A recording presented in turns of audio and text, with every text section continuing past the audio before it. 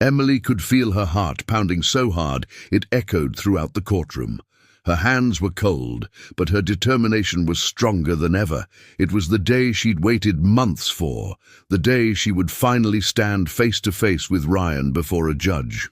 Beside her, Laura, her lawyer, calmly sorted through the stack of documents that held the truth Ryan thought was hidden. Ryan sat a few feet away, straightening his tie, the way he always did when he wanted to appear confident. His lawyer whispered something in his ear, and Ryan gave a half-smile, that same superior smile Emily knew well, the one that had so often made her feel small during the wedding. But not today. Today, that smile only served to reinforce the certainty that she needed to be there. The judge entered the room, and everyone stood. The sharp sound of the gavel against the wood brought an almost solemn silence. Emily took a deep breath, feeling the weight of the moment. The hearing would begin with Ryan's defense arguments. His lawyer was the first to speak, describing Ryan as a hard-working man and an exemplary father, and claiming that Emily was emotionally unstable and financially dependent. Each word felt like a stab in the neck, but Emily kept her chin up, focused on what was to come. When it was Laura's turn, she stood slowly, her posture firm and confident. Her voice was clear and unhurried.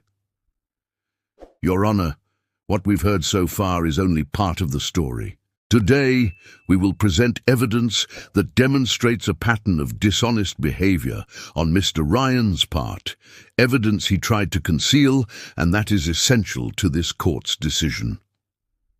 Emily felt a shiver run down her spine. This was the beginning. This was the moment when the truth would finally step out of the shadows and into the light. For the next few minutes, Emily mentally retraced the path that had brought her here.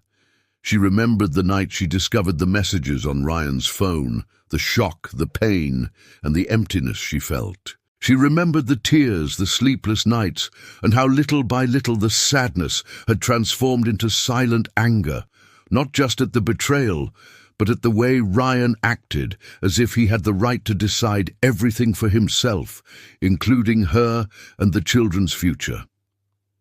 She also remembered the first time she walked into Laura's office, feeling fragile, almost broken, and how she left, feeling like she had reclaimed a part of herself. The lawyer had been clear. "We'll fight with facts, not emotions." And that's what Emily did. She collected evidence, gathered documents, spent nights reviewing bank statements and old emails. Each piece of information was a brick in the wall she was building to protect herself. Now, in that courtroom, everything would make sense. It was the starting point for the turning point she'd been waiting for. As Laura continued speaking, explaining to the judge that she would present financial records and witnesses that would show how Ryan used the couple's money to support a secret life, Emily kept her eyes fixed on the table in front of her. Her heart was still pounding, but it wasn't just nerves anymore, it was anticipation. She knew Ryan wasn't prepared for what was to come. Before everything fell apart, Emily remembered her life seeming perfect to everyone. She and Ryan lived in a beautiful house in a quiet suburb with a white picket fence and a well-kept yard. On Sundays, neighbors would see them walking with their children and comment, "They're the dream couple." But Emily knew that behind the flawless exterior, something had long been fraying. In the early years of their marriage, Ryan was attentive, funny, the kind of man who remembered important dates and showed up at home with flowers for no reason. Emily fell in love with this side of him, the man who seemed to see her as his best friend and his safe haven. But as time passed, this man became more distant. Ryan started arriving late, always using the excuse of being swamped with work. His cell phone, which had previously been left lying on the kitchen table, was now kept in his pocket or on silent. Emily tried to convince herself it was just job stress. He held a high-profile position at a tech company and was constantly under pressure, so she struggled to keep the household running smoothly, taking care of the kids, the house, and the family's schedule. It'll pass, she told herself, but it didn't go away. Gradually, Ryan became impatient, critical, and often cold. Small arguments about bills or schedules turned into fights in which he made her feel guilty about everything. "You're over-dramatizing," he'd say, when Emily tried to talk about how lonely she felt.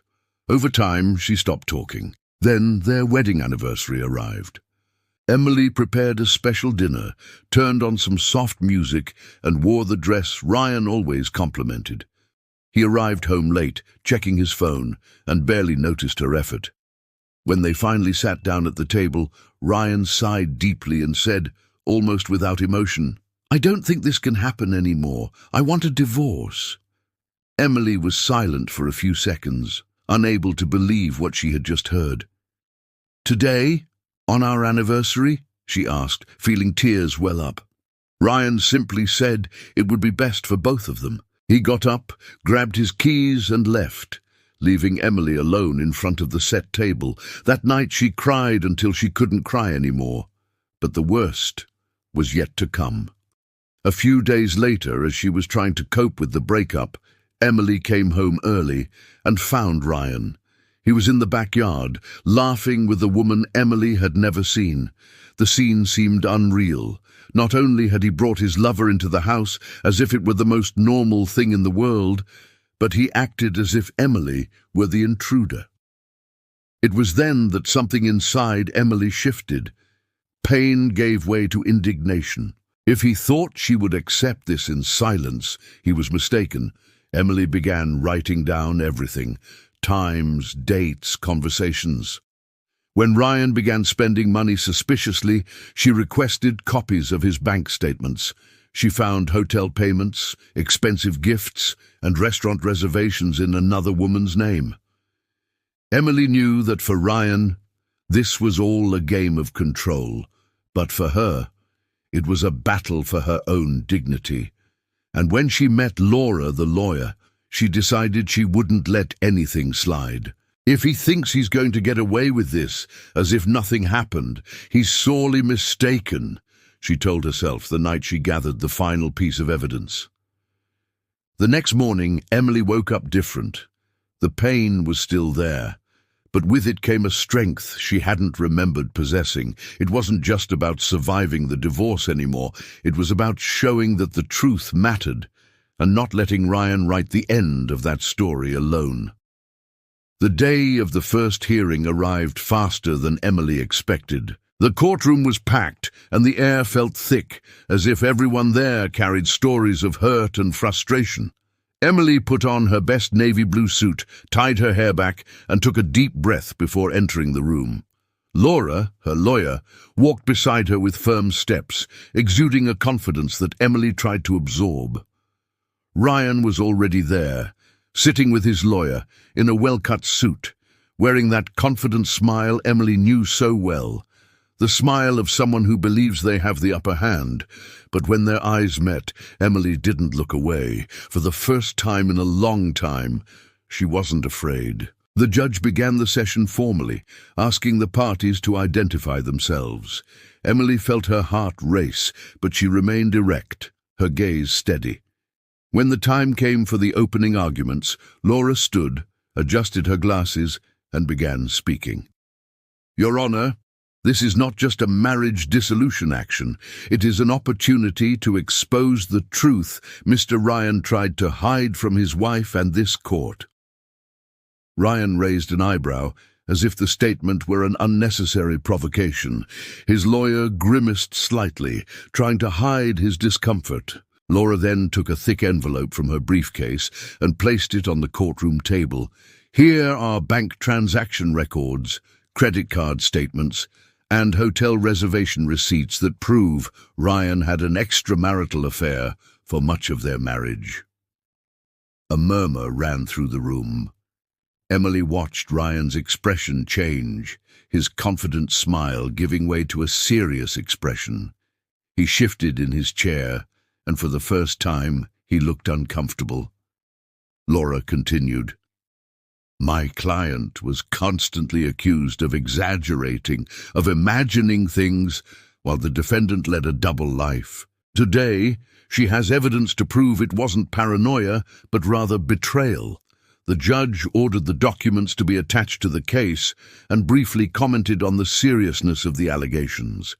Ryan attempted to defend himself, asking to speak. "Your Honor, that's not relevant to the division of assets," he argued, clearly irritated. But the judge was firm.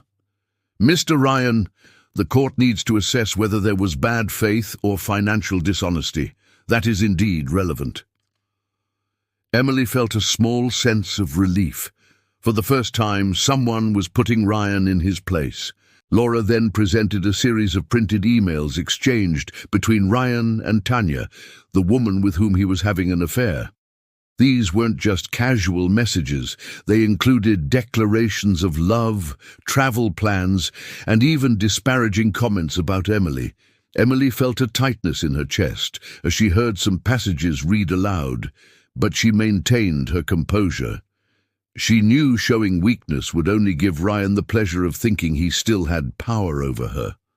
Ryan, on the other hand, couldn't hide his irritation. He ran his hand over his face, bounced his leg, and glared at Laura.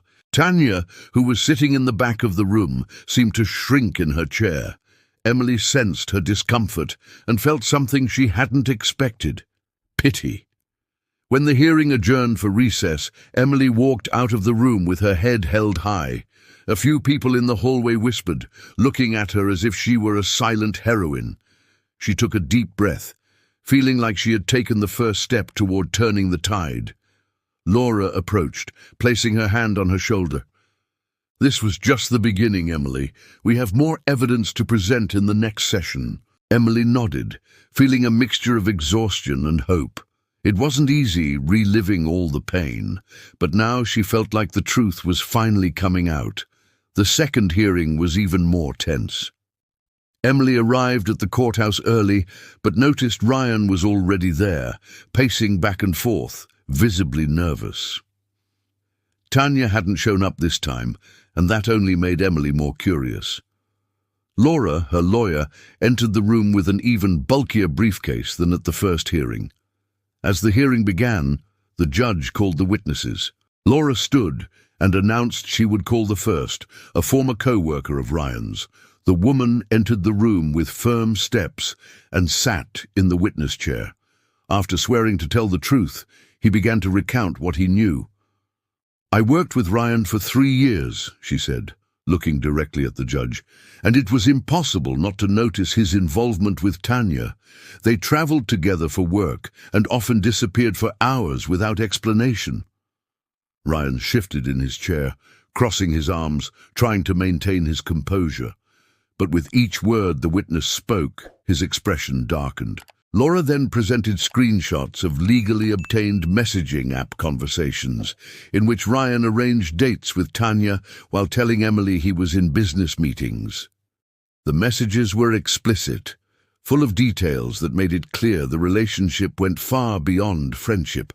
"Your Honor," Laura said, looking at the judge, "my client was manipulated, betrayed, and yet held responsible for the deterioration of her marriage. It is important that this court see who truly broke the marriage vow." The judge paused, looking closely at Ryan. "Mr. Ryan, do you wish to respond to the charges?" Ryan took a deep breath and finally spoke.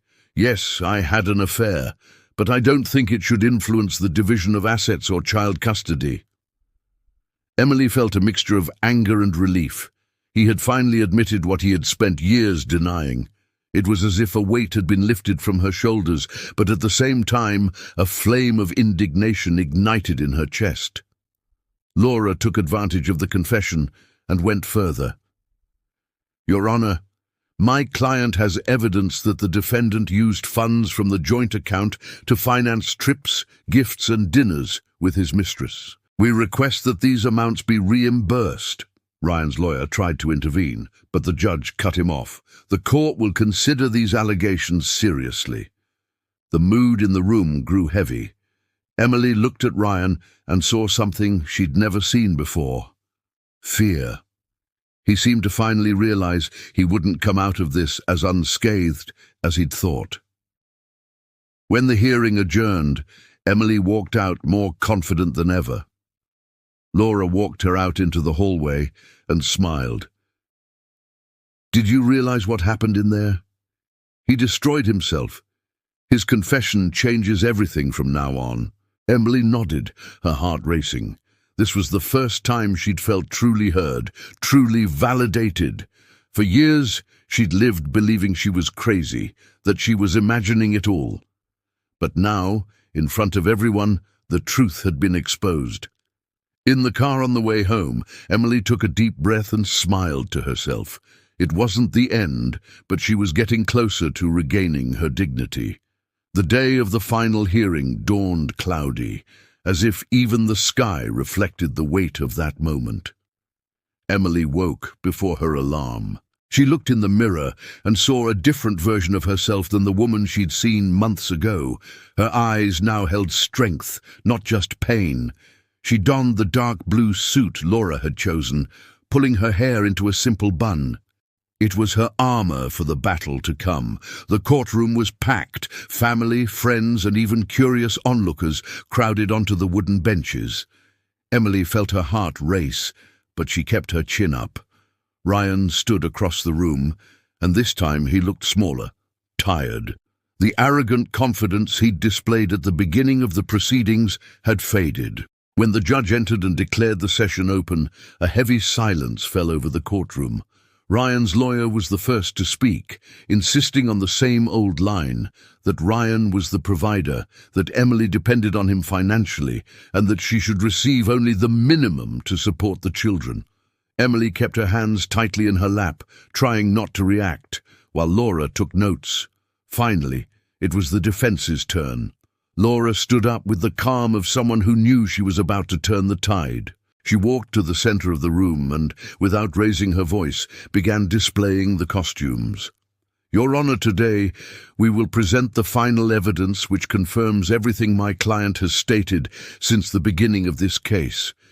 That there was betrayal, that there was misappropriation of marital assets, and that there was an attempt to conceal assets." The room fell silent. Laura then turned on the projector and displayed a sequence of documents on the screen. Bank statements, hotel receipts, airline tickets. Each document appeared on the screen like a blow to Ryan's defense. "Here we see transfers of over $80,000 to Tanya Lewis's account," Laura said, pointing to the enlarged statement on the screen. "And here, receipts for resort stays and luxury dinners, all paid for with the couple's joint card." Ryan began to sweat. He tried to stand, but the referee ordered him to remain seated. Laura didn't back down. "Furthermore, we have text messages and emails that confirm that these trips were not in any way business-related, as the defendant claimed." The messages flashed on the screen. Emily felt a lump in her throat as she saw the evidence laid bare for all to see. But at the same time, she felt a sense of relief. Finally, no one could say she was exaggerating. Ryan couldn't take it anymore. He stood up suddenly and shouted, "This is an invasion of my privacy." The judge banged the gavel. "Order in the room. Mr. Ryan, sit down immediately or you will be removed." His lawyer tried to deflect the situation, but the damage was done. For the first time, Ryan looked defeated. His slumped shoulders betrayed the exhaustion of someone who'd seen his version of the story crumble before everyone's eyes. Laura ended her speech by looking at the judge. "Your Honor, my client asks for nothing more than what is fair. She dedicated years of her life to her family, gave up her career, and was cruelly betrayed. We ask that this court guarantee her and her children the security they deserve." The silence was total. Emily took a deep breath, feeling the weight of Laura's words. The judge took lengthy notes, then announced a brief recess before delivering the verdict. In the hallway, Emily leaned against the wall, her hands shaking. Laura smiled, trying to convey calm. "It was perfect, Emily. Now, whatever the decision, he can no longer deny who he truly is." Emily nodded, feeling the tears well up but not letting them fall. This was the final stretch, and she was ready to hear what fate had in store. The break ended, and everyone returned to the courtroom. Emily sat back down, her hands clasped in her lap.